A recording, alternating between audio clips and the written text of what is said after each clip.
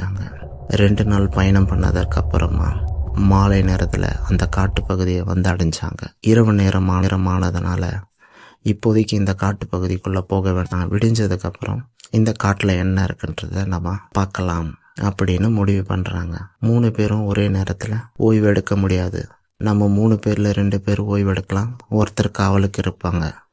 அப்படி ஒவ்வொருத்தரும் மாறி மாறி காவலுக்கு இருந்தோம்னா விடிஞ்சதுக்கு அப்புறமா நம்ம 3வரும் இந்த காட்டுக்குள்ளே போய் என்ன இருக்குதுன்றத கண்டுபிடிச்சிடலாம் அப்படின்னு சொல்லி முடிவு பண்ணுறாங்க. முதல்ல கிருஷ்ணனும் அர்ஜுனனும் ஓய்வெடுக்கிறாங்க. பீமன் காவலுக்கு இருக்காரு. பீமன் காவலுக்கு இருக்கும்போது அந்த காட்டில் இருந்து ஒரு பெரிய சத்தம் வந்துட்டு இருக்கு. அது என்னன்றது பீமனுக்கு புரியல. ஏதோ ஒரு அமானுஷ சத்தம் போல இருக்கு. அது என்னன்றத நான் மட்டும் தனியாக போய் இப்பயே பார்க்குறேன்னு முடிவு பண்ணி காட்டு பகுதிக்குள்ளே மெதுவாக போக ஆரம்பிக்கிறாரு. அப்படி மெதுவாக உள்ளே போனவர் திரும்ப வரலை. ஆனால் இங்கே கிருஷ்ணரும் அர்ஜுனனும் ஓய்வெடுத்து கொண்டு இருக்காங்க.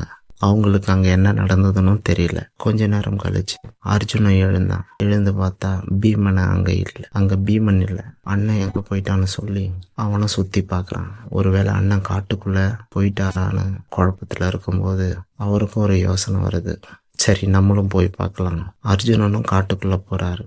அவரும் அந்த காட்டுக்குள்ளே போய் ரொம்ப நேரமாச்சு, திரும்பவும் வரலை. கிருஷ்ணர் கண் விழித்து பார்க்கும்போது அங்கே பீமனும் இல்லை, அர்ஜுனனும் இல்லை. கிருஷ்ணருக்கு ஒரு அளவுக்கு அதை கண்டுபிடிச்சிட்டாங்க. கிருஷ்ணரும் ஒரு அளவுக்கு இங்கே என்ன நடக்குதுன்றத கண்டுபிடிச்சிட்டாரு. சரின்னு முடிவு பண்ணி அவரும் அந்த காட்டுக்குள்ளே போக ஆரம்பிக்கிறார். அந்த காட்டுக்குள்ளே காலடி